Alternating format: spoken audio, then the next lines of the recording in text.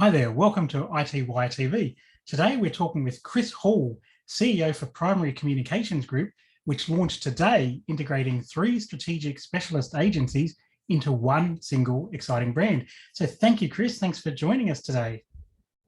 David, great to be on the program. Excellent. So could you tell us about Primary Communications Group and its mission, products, services, customers? What can you tell us? Yeah, sure. Primary communication has actually been going for the last 30 years, but the exciting thing is we've just launched what we call Primary Comms Group, where we've had 3 agencies and we've integrated them together.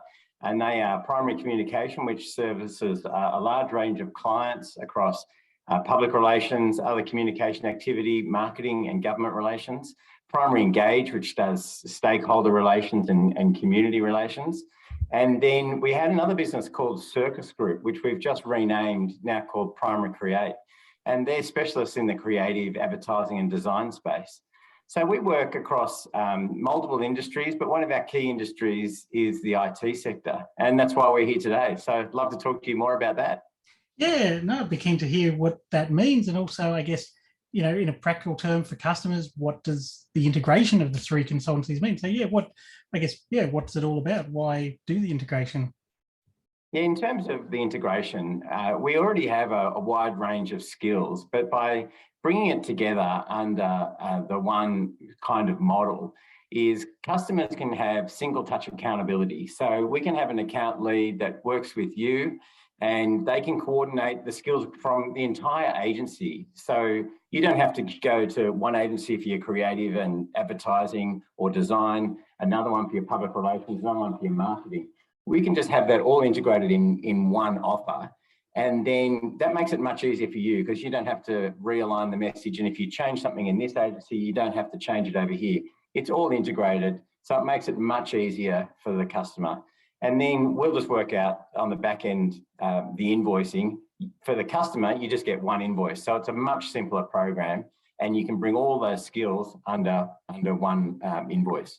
Fantastic. And you mentioned, you know, IT is one of the many industries you deal with, but yeah, so what is your offering for IT organizations? Yeah, absolutely. So we're a specialist in cybersecurity.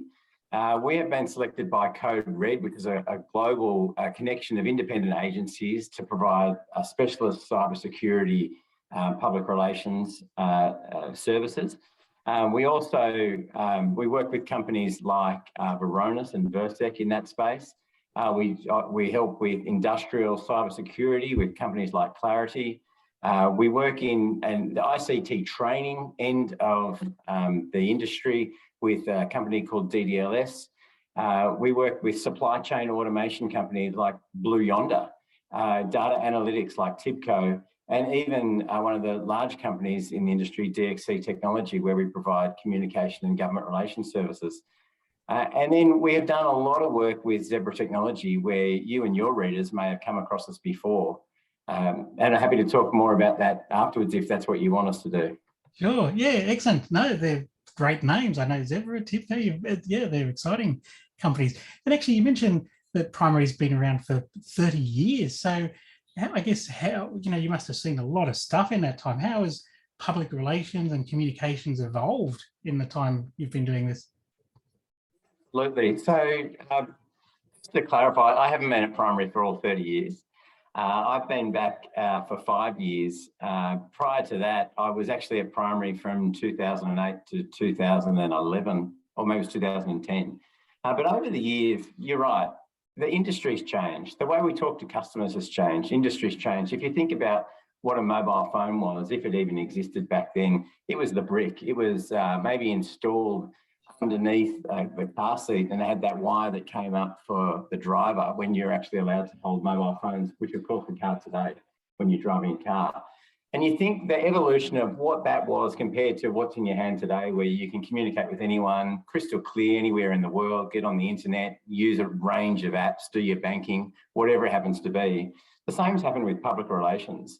It used to be that print, radio and TV were your only options, but now we really have to take a different view because yes, they're very important, and those authoritative voices are still very important, like your publication. But you also have to think about it in an integrated offer. So if you're doing something in print, can it be part of a wider digital campaign? How do you integrate your socials with that? And you want to make sure that you've got that continuous message across all your channels. So there has been a shift in public relations, like there has been in other parts of the world, but we're keeping up to date with what those changes are. And we want to make sure that when we service our clients and our customers, we take them on that journey to use the latest technology and the latest communication channels that are available to them. Yeah, that's exciting. Actually, looking at your website, I see as well you talk about terms, value proposition, creative design, strategic communication, stakeholder engagement. For those of us who, may not be fully in that world, what I guess, can you expand on these? What do these things mean to the, the man in the street or the company in the office? Sure. So we will, in terms of, let's start with the creative. We even take brands and put them on television. So we can create the 30-second ad. We can create the 30-second through to 2 or 3 or 5 minute videos, the feature films that you might want to use at your conference. Or it might be a way you want to communicate to your customer through video on socials. So we can produce the whole thing for you, the creative direction, how you explain yourself, and then how you would create that into a video so it's a compelling offer. In terms of design, obviously there's a lot of that's integrated onto video production as well. So they come out with high quality, as I said, we could take a client and push you on television if that's where you wanted to go. In terms of stakeholder relations, it's an interesting field. So maybe I'll just touch on what I talked before, say about Zebra technology. One of the things that we do with Zebra, and you would be aware of this at iTWire, is we run lead generation programs for them. So we will manage stakeholders such as NORA or AmCham or GS1. We will come up with a program that can help develop leads. And so for Zebra, they have people that they can call on to create more business. And that has been so successful that we now do it across multiple industries that Zebra works in, such as transport and logistics, retail or healthcare. And we can focus on different channels to get to the right partner base. Whereas if I just take a step back in terms of the classic sort of communication activity, we could run publicity campaigns. So for a particular program, client or company, we could run the publicity so that everyone knows who you are and what your services or your offerings can be to your client. So we can bring the whole suite of services right through to, as I mentioned earlier, government relations activity.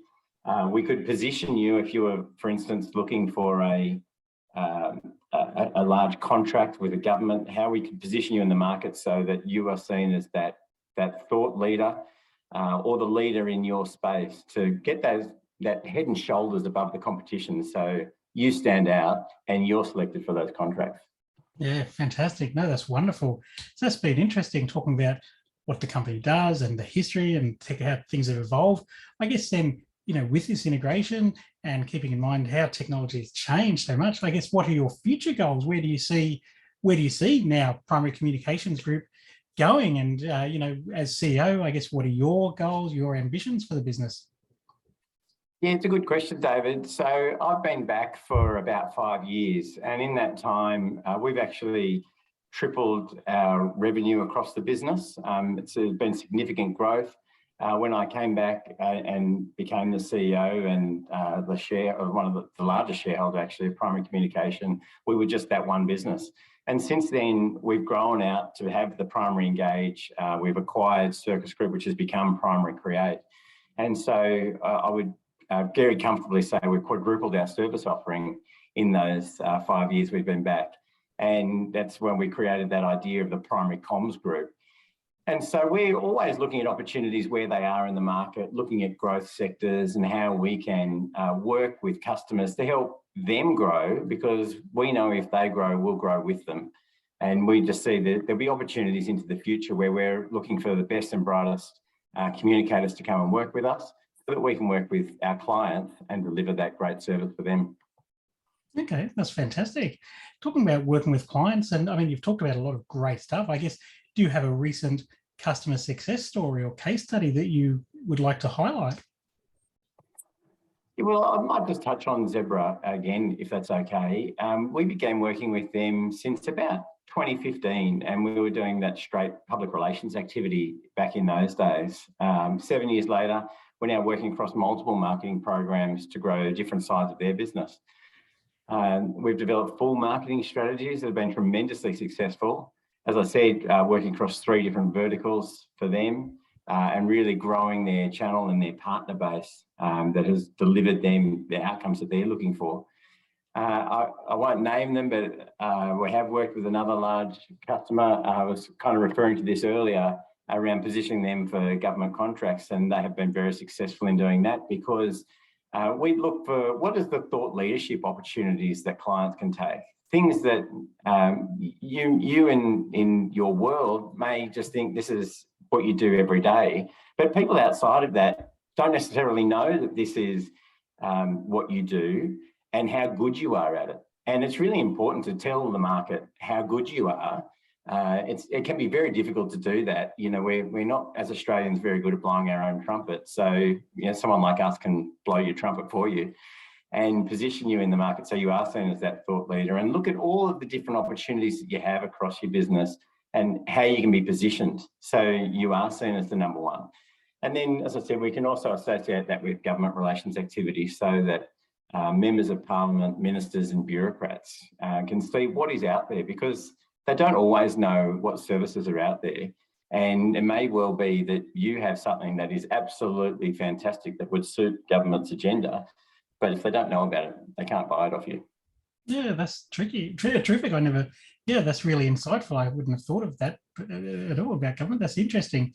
And, you know, Chris, it's really interesting. You speak with a lot of experience and, you know, passion and conviction. Like, it makes me wonder, you know, have you always been, you know, this confident in communications? What's your memory of your first PR or comms assignment? And, you know, what was it like for a young Chris? Was it challenging, frightening, funny? Yeah, well, I can tell you how I came to the industry, actually. I had been working in government, and the member of parliament that I was working for actually lost his seat, so I didn't have a job anymore. And I came across the previous owner of Primary Communication, Annabelle Warren, through a friend of a friend, and we sat down just before Christmas. This was in about 2007. And she said she was going on holidays and she was going to come back from holidays and then she'd see if she still needed someone. And I reconnected in mid-January, and Annabelle said, I want you to come in and work on Monday, the whatever it was of January. And I actually had to say, look, Annabelle, I can't start that day. And remember, this is someone who's unemployed. There was a bit of a funny situation. And she said, oh, why can't you start? And I said, well, I've actually got tickets to the big day out. So I was off to Sydney Olympic Park, and it was about a 45-degree day. It was one of those horrendously hot summer days you get in January. Managed to see all the acts. Tried to come into work the next day with a little bit of heat stroke, with, you know, still the ringing in my ears. And I was on a 1-month contract. And at the end of the month, I said to Annabelle, oh, you know, do you still need me? Do you want me to come in on Monday? She's like, yeah, come in on Monday. That'd be great. And then every Friday I would ask her the question, you come in on Monday, until I thought, I'm just going to stop asking the question because I think she just thinks I'm here. And so after about 6 months, I said, can I get a full-time contract? And she was quite shocked that she hadn't done that. So that's how I got my start in PR and public relations. And then, as I said, I left. I went back and worked in government for about 6 years, and then came back in 2017. And I'll never forget the day I started. It was Valentine's Day, so a very romantic day to start a new job. And I'd actually created the deal to buy Annabelle out of the business, and now lead the business, and have really focused on that success story and growing the business. And that's where we've done that rebrand as part of, you know, our repositioning back to the market. You know, being 30 years old, actually it's 32. We started in 1990. It was time to give the brand a refresh and show who we were and who we are.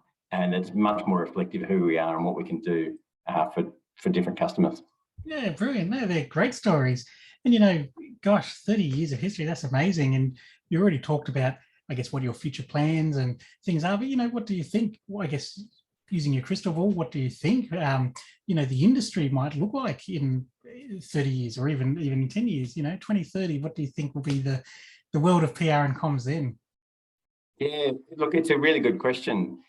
Your readers and your viewers might not know that David and I actually went to uni together back in, if I can say it, the 90s. Yeah. And in those days, as I said before, we were on phones and you have to ring your friends and hope that they were at home, unless you're one of the few lucky people who actually had a mobile phone then. And if you did, you probably had at least 1 or 2 spare batteries with you because they used to run out all the time.